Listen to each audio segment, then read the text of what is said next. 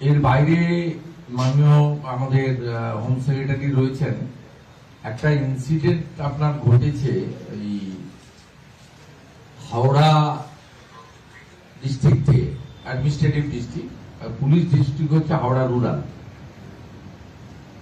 ওখানে একটা ইনসিডেন্ট ঘটেছে আমাদের ভিলেজ মাটুল বাগনান এলাকাতে।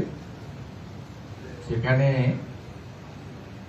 একটা ইনসিডেন্ট ঘটেছিল এবং সেই ইনসিডেন্টে একজনকে খুন করে দেওয়া হয়।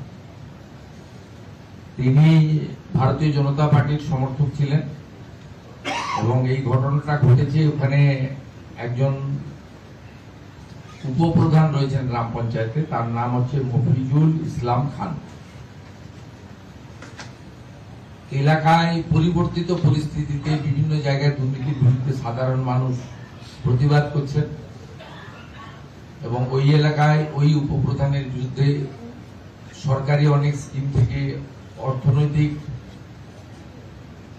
কাটমানি নেওয়া, প্রকৃত প্রাপকদের বঞ্চিত করা, গরিব মানুষকে বঞ্চিত করা ইত্যাদি অভিযোগ ছিল। সেই অভিযোগের ভিত্তিতে উপপ্রধানের নামে স্থানীয় থানাতে অভিযোগও দায়ের করা হয়েছিল, কিন্তু পুলিশকে আরো সময় দেওয়া উচিত ছিল। কিন্তু সেখানে মানুষজন তার কাছে, তার বাড়িতে যায় এবং তার যে বিভিন্ন সামাজিক প্রকল্পে আবাস সহ সে যে টাকা পয়সা নিয়েছিল ফেরত চায়। সেখানে এই ঘটনার পরিপ্রেক্ষিতে উনি ওনার আত্মীয় স্বজন, পাড়া প্রতিবেশীর লোকজনকে যুক্ত করেন। যুক্ত করার পরে ওখানে যারা ওনার বাড়িতে গেছিল তাদের উপরে হামলা করেন। প্রায় 5 জন সিরিয়াসলি ইনজোর্ড হন, যাদেরকে কলকাতার এসএসকে হসপিটালে চিকিৎসাধীন রয়েছেন। আর একজন ওখানে স্পটে মারা যায়, প্রশান্ত দে, তাকে খুব গুরুতরভাবে ওখানে জখম করেন। এই এফআইআর এর কেস নম্বরটা হচ্ছে 419/2026, ডেটেড 18/6/2026। এর পরিপ্রেক্ষিতে ওখানে প্রশান্তদের যে ওয়াইফ রয়েছে সোমা দে, তিনি একটি কমপ্লেন করেন, এফআইআর স্টার্ট হয়।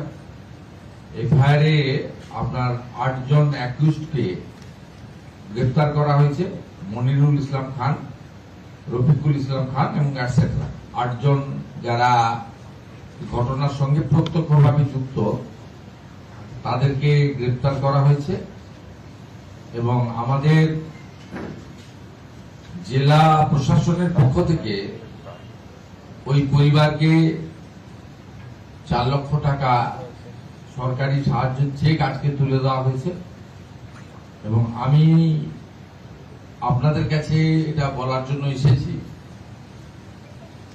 এই সরকারের সময়ে যেমন দুর্নীতিগ্রস্ত অভিযুক্তদের বিরুদ্ধে অভিযোগ করে আপনারা পুলিশ এবং সরকারের উপর আস্থা রাখবেন, আমরা দুর্নীতিগ্রস্ত লোকেদের কাউকে নেপাল বর্ডার থেকে আজকেও একজন দুর্নীতিগ্রস্ত প্রাক্তন এমএলএ গ্রেপ্তার হয়েছেন, পুলিশই গ্রেপ্তার করেছে, এসটিএফ গ্রেপ্তার করেছে, হুগলি রুরাল জেলার পুলিশ গ্রেপ্তার করে নিয়ে এসছে আপনার কর্ণাটক থেকে, বেলগাঁও থেকে। আমরা সেটা করব। আপনাদের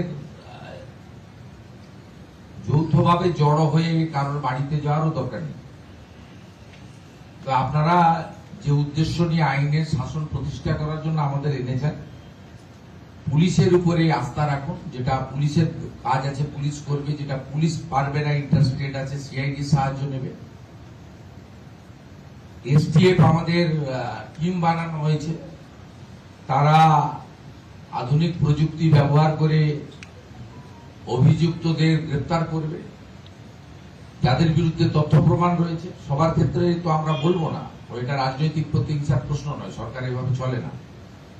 তা আমরা দুর্নীতিগ্রস্ত লোকেদের বিরুদ্ধে ব্যবস্থা নেব। আপনাদেরকেও আমি গোটা রাজ্যের লোকেদের বলবো, ওদের বাড়িতে বা ওদের কাছে গিয়ে আপনাদের নিজেরাই বিচার চাওয়ার কোনো দরকার নেই। কিন্তু যে ঘটনা ঘটেছে এটা আমরা জিরো টলারেন্স নীতি নিয়েছি। এখানে সুনির্দিষ্ট খুনের মামলা হয়েছে, জামিন অযোগ্য ধারায় গ্রেপ্তার হয়েছে, এই 8 জনকে পুলিশ কাস্টডিতে নেওয়া হয়েছে। এই কেসটি আমি সিআইডি কে ট্রান্সফার করছি, এই প্রশান্তদের মার্ডার কেসটাকে সিআইডি তে ট্রান্সফার করছি। ইতিমধ্যে জেলা প্রশাসন থেকে 4 লক্ষ টাকা মেজর কম্পেনসেশন ওর বাড়িতে দিয়েছে এবং আহতদের সবার চিকিৎসার দায়িত্ব রাজ্য সরকার নিয়েছে এসএসকেএম হসপিটালে। আমরা আমাদের মন্ত্রী ইন্দ্রনীল খানকে পাঠিয়েছিলাম, তিনি একটু আগে ভিজিট করেছেন। আমরা তাদেরকে সুস্থ করার সম্পূর্ণ চিকিৎসার দায়িত্ব সরকারের পক্ষ থেকে নিয়েছি এবং আমি এই পরিবারকে আরো মুখ্যমন্ত্রীর রিলিফ ফান্ড থেকে আরো 5 লক্ষ টাকা অ্যাডিশনাল আমরা দেব। তারা শোক কাটিয়ে উঠুক, তারপরে সাহায্য করব এবং সমাজে যদি কোনো কাজেরও ব্যাপারে আমাদেরকে ইচ্ছা প্রকাশ করে আমরা কথা বলে নেব, আমি নিজে কথা বলে নেব। সেক্ষেত্রেও সরকার বা মুখ্যমন্ত্রী ওই পরিবারের পাশে দাঁড়াবে এবং এই লোকেদের যাতে দ্রুত গ্রেপ্তার থাকাকালীন কাস্টডিতে বা জেসি হোক পিসি হোক থাকাকালীন তাদেরকে আমরা ক্যাপিটাল পানিশমেন্ট দিতে পারি, তার জন্য বিশেষ ব্যবস্থা আমরা নেব। সেই জন্য এই কেসটি আমরা সিআইডি কে হ্যান্ড ওভার করছি, সেটা আপনাদেরকে জানানো দরকার ছিল।